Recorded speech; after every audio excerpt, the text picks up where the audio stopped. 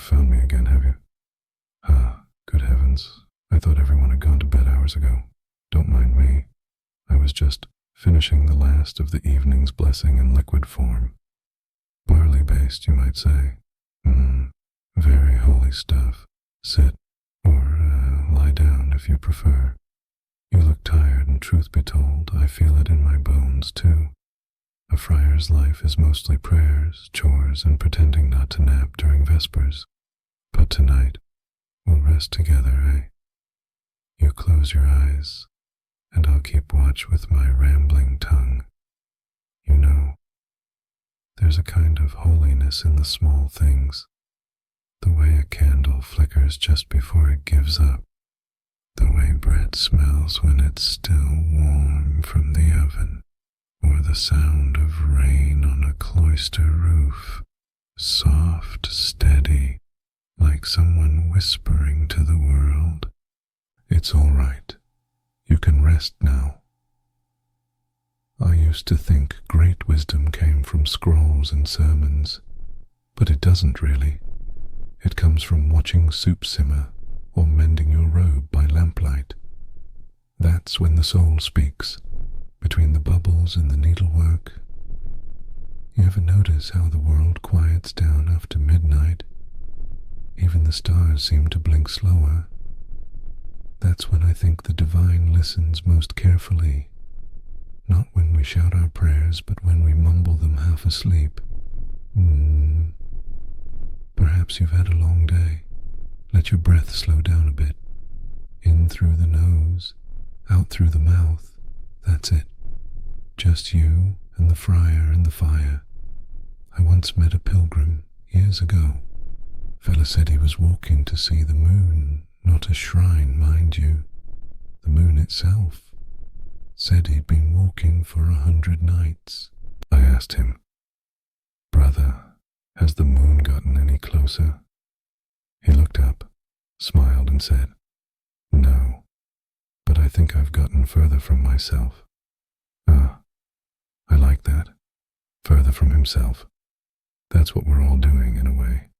Wandering towards something bright, losing bits of our heaviness along the road. When I get too caught up in the worries of the world, the harvest, the bills, the abbot's constant frowning, I look at the moon and I think, she's been watching fools like me for thousands of years, and she's never judged a one of us.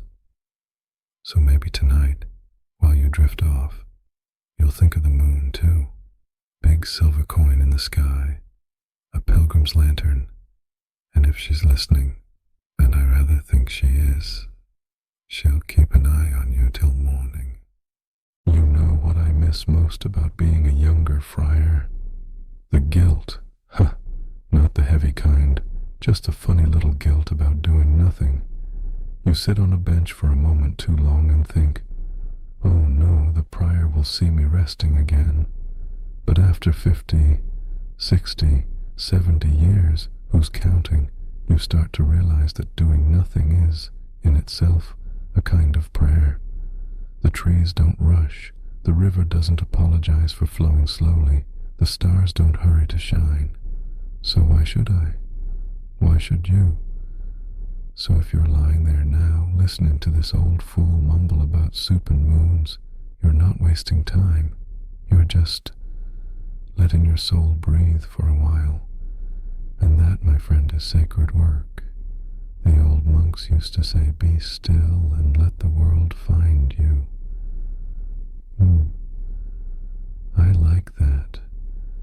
The world knows the way. We're the ones who get lost. So tonight, do nothing, and do it gloriously.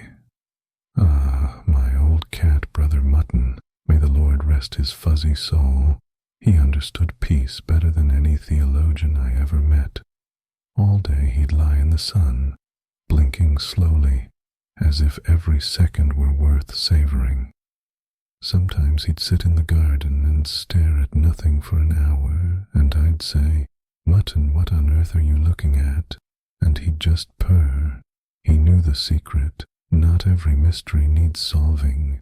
I I think kindness is a lot like that. We don't need to understand it, just practice it quietly, without fanfare, a loaf shared, a door held open, a word said gently instead of sharply. The world's already got enough noise. Let your kindness be the silence that softens it. You're drifting now, aren't you? Good, that's good. Let your body sink deeper into the bed, like bread dough rising. The day's done. The world forgives you. Ah, well, my cup's empty. And so, I think, are my thoughts. You've been good company, though. Quiet company, which is the best kind. I hope sleep finds you kindly, wraps you in its big woolen cloak, and carries you off to some place warm and forgiving. And if you wake before dawn, don't worry.